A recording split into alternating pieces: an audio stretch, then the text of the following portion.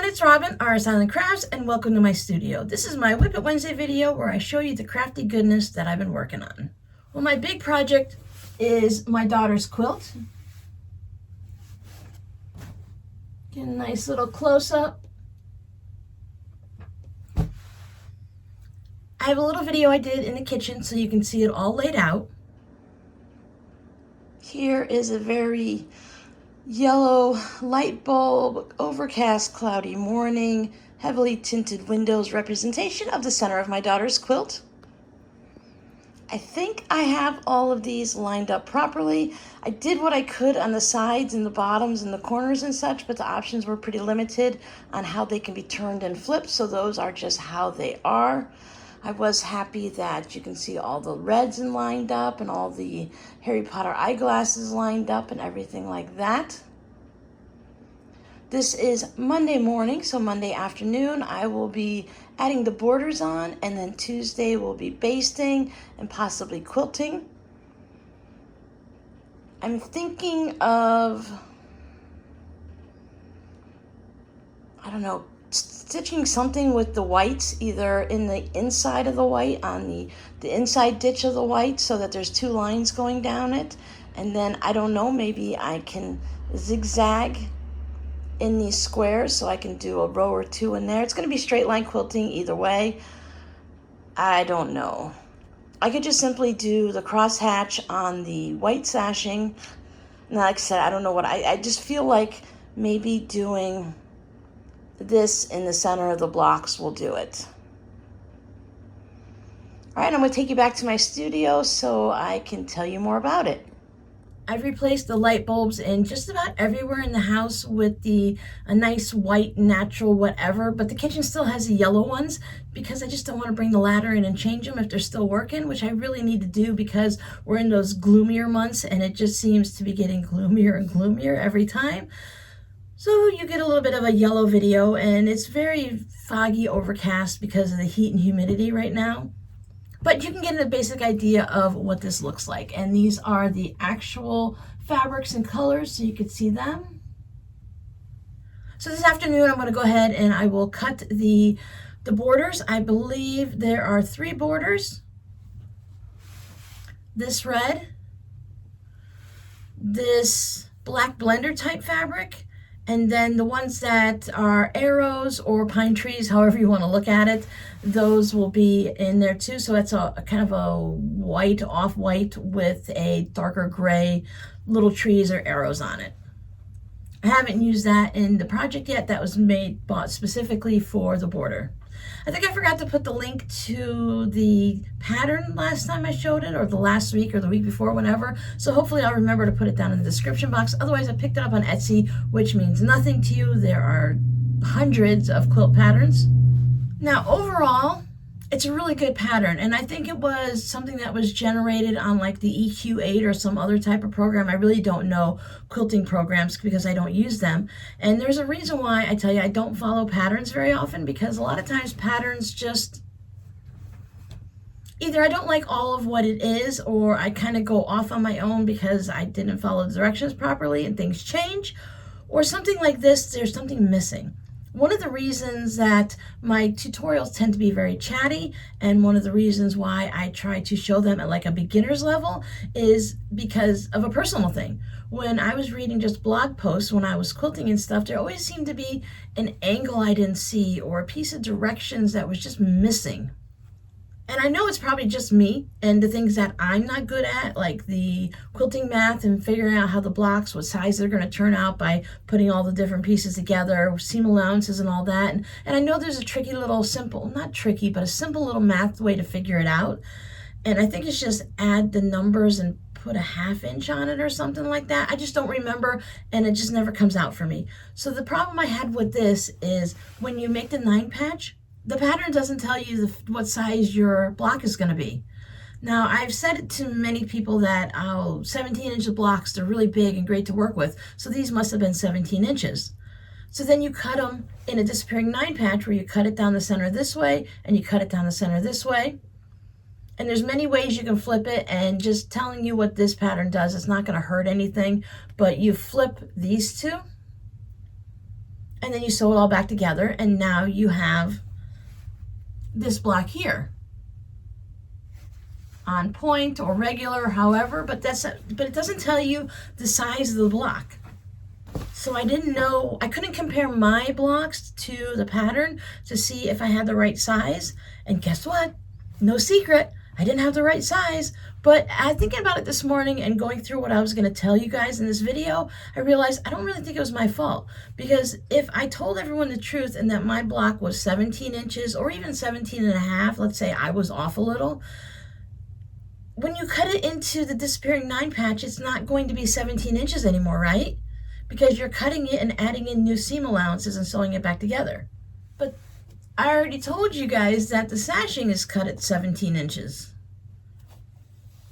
So how could the sashing be 17 inches and wouldn't the block be smaller?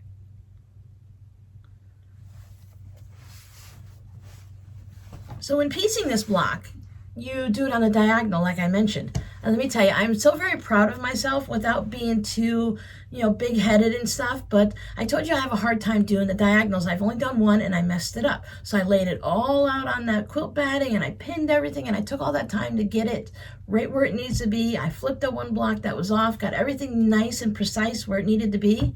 And then I realized I have nowhere to hang it up and no easy way to hang it up so that I could take the pieces off and come in here and sew them, take the pieces off and sew them. I didn't have an empty wall. The only wall I have is in the hallway, and I would have to lock the cats up for hours, and then I have to go out and make sure I went from the hallway to here and bring them in perfectly. So I thought, okay, I'm going to be a big girl quilter. I'm going to do it the way you're supposed to do it. I separated all my blocks out into piles. I put my sashing, I put my cornerstones, my corners, my edges, everything was all nice and neat. I labeled everything and I orientated my blocks so I knew exactly how I wanted them. I left myself an example hanging up, so that was the last block I sewn in, so I can always remember this is the way I need to turn it. Because with all the different gray fabrics, it's really easy to get it confused. And I didn't mind if they were mixed up, but I just didn't want to have that 1 or 2 blocks that were mixed up. It's either all chaos or no chaos. So they lay it all out in words for you. So I think I'm a better visual with videos and stuff. I don't do as well reading it. I have to read it many times to make sure. I'm a quadruple or whatever 8 or 9, 10 times is. I do it over and over again to make sure I have it right.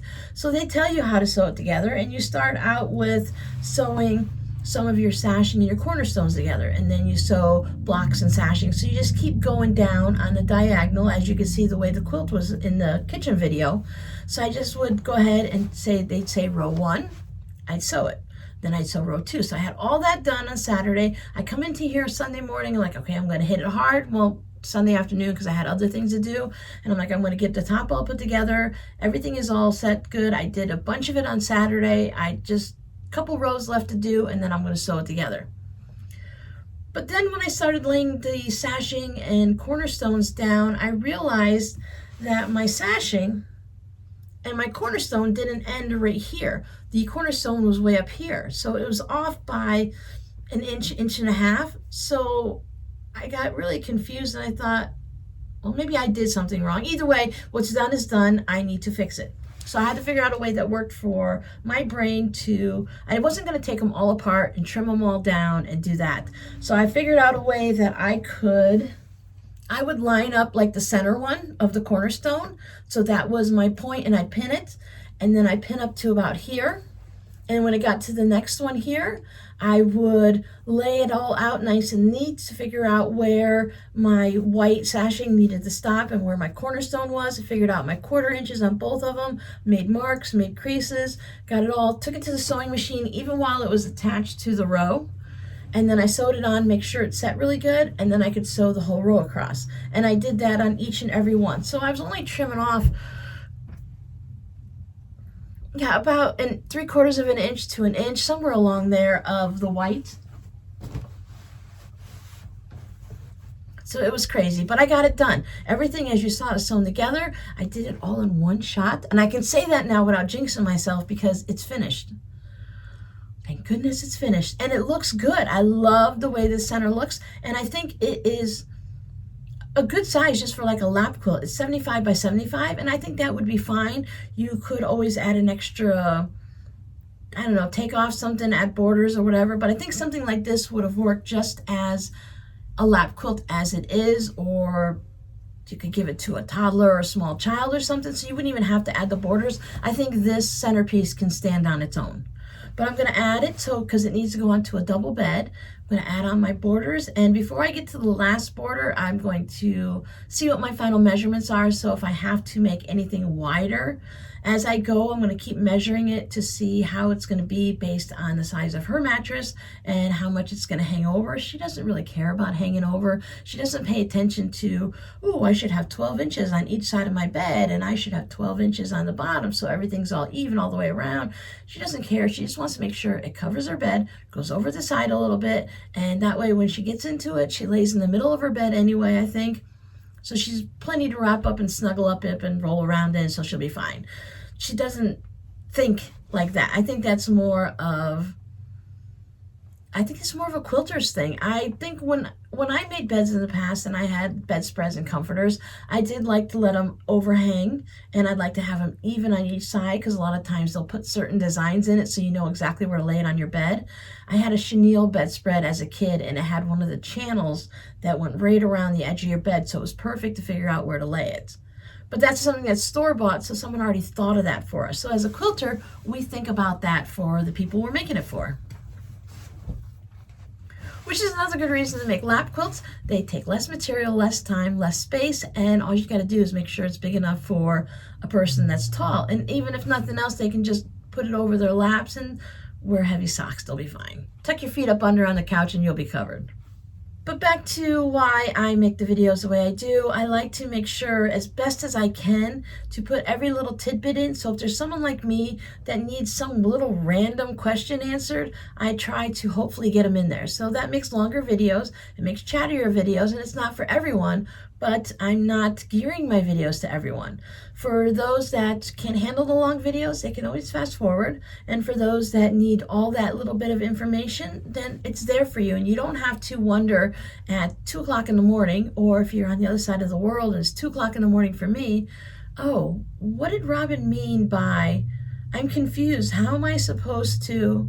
You have those answers. You're not going to have to wait till tomorrow, wait for me to answer a comment or an email.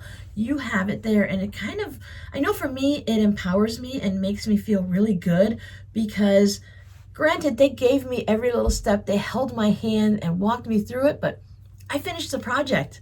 I did it. I sewed a quilt on the diagonal, and I did it all on my own. Makes you feel good. And I want other people to feel good when they watch my videos and make their projects. All right, enough about the quilt. We will see it again. I did have a scary realization the other day. I watched the Vlogmases, and they're like, oh, 10 days to Christmas. And I'm like, oh, 10 days to Christmas, that's plenty of time, right? I got 10 days. I can finish Robbie's socks at night or in the morning. I can work on Miranda's quilt in the afternoon. I got 10 days. But then all of a sudden Saturday came up and I realized Christmas is this week.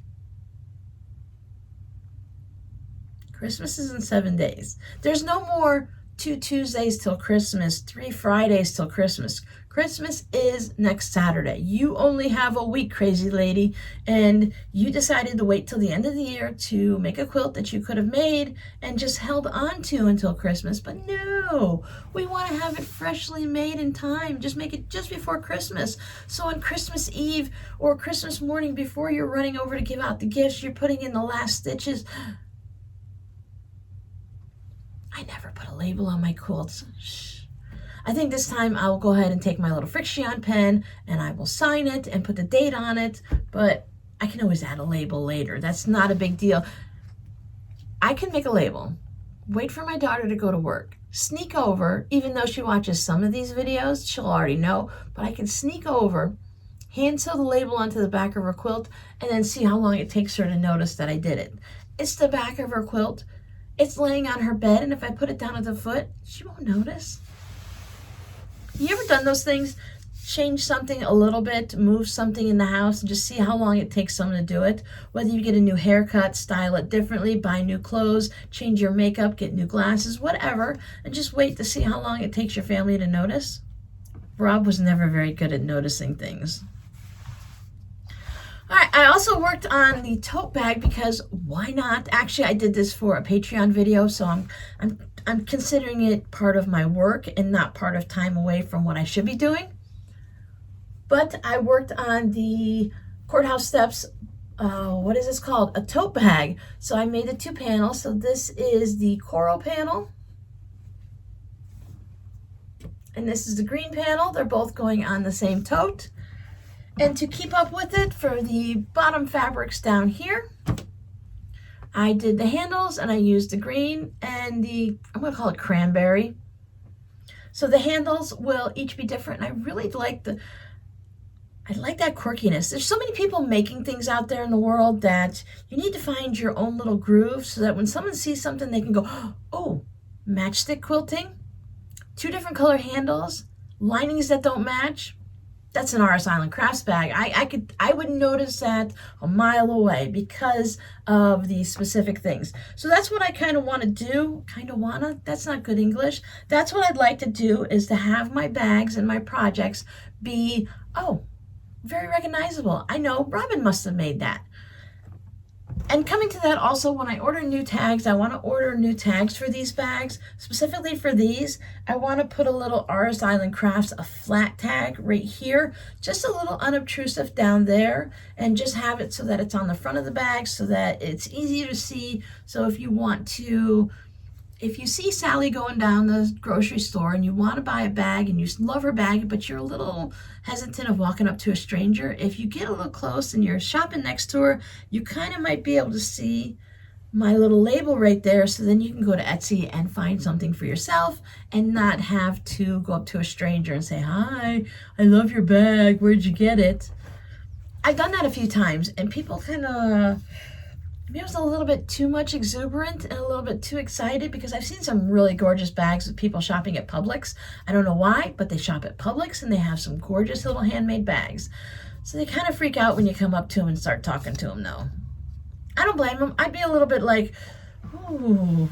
Until you start talking crafting to me, then I get all excited and I'm comfortable and happy. So if you want to kidnap me, please don't kidnap me. But if you do, just start talking crafting and I will follow you anywhere. I won't follow you anywhere, but I'll talk to you. The other project I worked on is these cards. I recently received this fabric in the mail as a gift. And it was perfect timing because I had a customer that wanted some springtime scrappy cards. She wanted some flowers. She preferred the light backgrounds. She wanted something that was bright and colorful, but not crazy Robin bright. Because sometimes, Robin can get a little crazy. I'm feeling I'm a little wackier today because when I start to feel the pressure of a time restraint that things need to get done, I kind of feel like I've had too much caffeine and jittery, and I haven't consumed caffeine. I haven't had caffeine in years. My stomach doesn't do well with caffeine, so this is just all natural Robin. Being a little goofy today, but I am making these. And sometimes I like to add a couple, if I have something that's going to work in the theme. Sometimes I like to add in a couple of bonus ones. So I have a couple scrappy cards to add into with flowers. This way, if I went with a lighter background on this, so if you want to see an example of, okay, so this one is all solid. And I did wavy stitches to put it down. I did test out that heat and bond, and I've had some people that helped me out. They said the heat and bond goes through great and they love the cards, but I've had heat and bond one here for myself, and then I pulled it out several weeks later, and I don't know, there's something about it that just doesn't work for me. It's perfectly fine. People do it all the time. It works great. It serves a purpose and it does what you need it to do, but I don't know, it just didn't work for me. So I've gone to taking the whole entire fabric still, but still sewing it to my little piece of cardstock, and then I'll put the double stick tape down and put this on. It gives it a little bit more of a 3D look. Maybe that's what I like. I don't know. This one, I did my feather stitches to hold it down. A little bit crazier and probably not what my customer's gonna like, but she can send this off to a friend. I think she might like this one. Actually, I believe I sent her a card previously with this fabric, and that's just a little scrap that's left of it. So there's some springtime flowers with a light background, so that might be okay. And for this one, I stitched it with a leaf pattern. Oh, I went back and forth. So let's see, we've got 3 that are going the right direction and 1 going wrong, because that's the way I do things. In my opinion, when you're working on scrap cards and something like this, upside down, quirky, different directional thing, I don't think it really exists. I think it's okay to just do whatever works for you and it'll be fine in the long run. I had to order some special springtime paper to put on the inside flap of my envelope. I've talked to several of you that have received these, and you really love to have that little pop of the extra, did I say fabric? Paper? Whatever. I ordered some really thin scrapbooking paper that everyone on Amazon complained about because it's too thin for scrapbooking, and that's exactly what I want. I want something that's not good quality, something really thin. I just want it to look nice so that I can go in here. Now, this is regular scrapbooking paper, and it's got that thicker, sturdier quality, and that's fine. But I don't need to spend the extra money for that when something is more whimsical and colorful and it's just really super thin. So I ordered some springtime one, and I've completely told lies because I did get actual scrapbooking card making paper. It's still a little bit thinner, but it's not the thin stuff that I use for like Christmas. This is a Delilah from Color Book, only 1 O with the little over the top. But I'm hoping I can pull some of the lighter backgrounds out of here and use them for the inside of my cards. So some of them have, I mean, they're definitely made, as you can see, for like scrapbooking. And I need a 4 1/4, 4 1/2 inch piece. So I can either add some of this down, or I can use this light colored here, and it's gonna work perfectly fine. And this gave me 50 sheets at 12 by 12. When I normally buy the little cheap ones are the 6 by 6 in a little book. Some of them are really good quality and others are really, they're just thinner and flimsy, and they work perfectly for what I want. And they tend to be a little bit shinier too, so it's really nice to put on the inside of a card. So that is everything I worked on. So I want to show you a couple of the cards that came in the mail.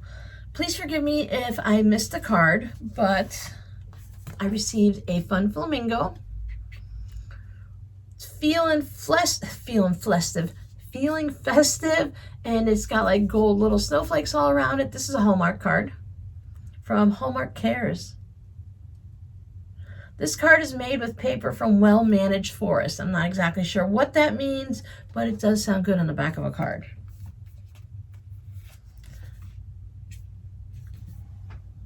So for those of you that love Star Wars, I'm not really into Star Wars, but I've seen them, most of them, if not all of them. Rob enjoyed them, so I watched them in school. We watched Star Wars as part of our astronomy class. I thought that was really great. So you would get to the end of the year before Christmas or the end of the school year, and you always have those days where you're not doing much. We watch Star Wars. I think it works in an astronomy class. So I've seen just about all of them except for the new remakes in the last couple 3-4 years maybe. But anyway, it says, sorry, the cookies are a little on the dark side. So you got Darth Vader. I thought that was really fun. That made me laugh when I opened it. Look at this snowman. Here's another Hallmark one. Hallmark Cares again. Season to be jolly. So, oh, tis the season to be jolly. So it's got the words right in it and everything. And of course, it's got the little red bird, the little cardinal. I love that. Here's a handmade card. Brilliant idea. I was thinking about how to make ornaments and attach them to my fabric postcards so that when you get them, you can take the ornament off and hang it on your tree and you still have a design, like maybe a duplicate underneath. Have you ever seen those where you can take things off of a card, but when you take it off, like if you take a red heart off of the card of fabric, there's still a paper heart underneath, so you still have your card. So I was trying to think of ways I can do that to make them and still go through the mail, because my fabric postcards are pretty close to the 1-inch mark, so I can't add too much to it, so I have to be careful. But then I saw this and I thought, that is just brilliant. It's made from the salvages. It's got the little bow on it. It is stitched down to the card, so this isn't something I can take off, but if I decide I don't want to keep the card, I can always take this part of the card off here, maybe trim it around a little bit, and then I can always hang that up somewhere and put it as a decoration, add a little ribbon to the back of it. I can add a ribbon to it like this, just tape it together with my double stick tape, add a little ribbon to it, and just put it out every year as a regular decoration. So I thought this was brilliant. Thank you so much. I love it. Give you a close look up the salvages. Look at those, the little stars down there. Are those an Ohio star? I don't know my star names. But then it's just the ones that have the numbers on it. I actually have a video where I made stockings like this. Maybe something else. I don't know if I made a bell. But I'll go see if I can find that video. And if I remember, I'll go ahead and link that down below too. Otherwise, you can search my channel by ornaments and it should just pop up. This is not actually a fabric postcard. This is about the size of one, but it's more like a mug rug. So it has a front and a back. And the person that sent this to me, my apologies if I get the information wrong, but she was making mug rugs for someone else for a swap or something, and these were the leftovers, so she put it together for me and sent it to me as a gift, and I thought that was amazing. I also received this, I believe, is that the cathedral? That's not a cathedral window. My mind's blanking. You guys will tell me what ornament this is. Look, it's the size of my head. So that's really fun.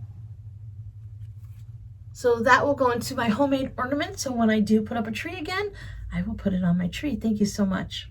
So that's what I worked on this week. That's what I received. And you can kind of tell what I'm going to work on this week coming up. I'm going to finish my daughter's quilt. I have the tote bag to work on. And I have the cards to finish. I have everything all set up. I have the envelopes made. I have the cards made. Everything's folded and ready to go. I just need to put my RS Island Crafts and my Pink Flamingo stamps on it. And actually put the Delilah paper and cut this out and get that onto it. So it's basically just a whole bunch of double stick taping things and stamping things. And those will be ready to go. And go into my shop for my customer. And that's it. And I think that's enough to try to get done, just getting my daughter's quilt done between Monday and Friday, because I want to avoid being this year the person that is stitching the binding down, because I'm not hand stitching the binding down. I machine stitch them on the big quilts like this. So it's just going to take a little bit to machine stitch it down. I hope I didn't jinx myself. I think my tongue needs some caffeine today. So I don't want to be that person that's doing it Christmas morning. I mean, it's fine. It is what it is, and sometimes we get there. But I'm a little concerned I might need to be that person with Robbie's socks. So I don't want to be doing socks and the quilt before I go and hang out with the kids. I know my daughter is working Christmas Eve, so I'm imagining we're going to hang out together on Christmas Day. Because my kids don't make these decisions ahead of time, they wait till the last minute and say, "Oh, weren't you coming over today? Oh, did you not tell me we were doing it today?" We're very impromptu with our get-togethers, which it works. I don't mind. I've got plenty of things to keep me occupied, plenty of people to talk to. I've got all you guys to chat with. I've been really having fun reading all of your comments. I don't really respond to too many of the comments from the Advent series, but I've really been enjoying reading your comments. So I try to put a heart and a little like. So I think you get a heart, and then yeah, and I like it. So that sounds about right. So I hope everyone has a wonderful holiday. If you're celebrating Christmas, Merry Christmas. If you're not celebrating anything, or if you're celebrating something that isn't Christmas, I hope you have a wonderful week, and I hope you have a good time. And I know a lot of places aren't getting together again this year. So whatever your holiday looks like, I hope it works for you, and that you get to spend some type of time with family, whether it's virtually or in person. Your code word for this week is going to be super simple, so everyone can use it. Merry Christmas. Friday's video is going to be the welt pocket. I know that's on Christmas Eve, but you can always catch up on it later. I know many of you guys are your different time zones. Maybe you've already celebrated your Christmas by the time my video comes up because it's later on at night or the next day. Or if you're not doing anything until later, or you're just not doing anything, at least you'll still have a regular scheduled video. And for those of you that are really busy, it'll be there next week for when you have time. And then on the following week, we have New Year's Eve, which is Friday the 31st. And I will put up the video finishing off the log cabin table runner. That thing has just been a little bit jinxed. a little bit off from the very beginning, so at least it's very consistent. I've had problems from day one. I'll probably have problems all the way through to the end. But I'm going to go ahead and record what I do to finish that up, and that will be next Friday's video. And then we'll be into the new year, and you never know, I might have a few new ideas going into 2022. So thanks for hanging out with me. Thanks for watching. Merry Christmas, happy holidays, happy weekend, and I'll see you guys next time. Bye.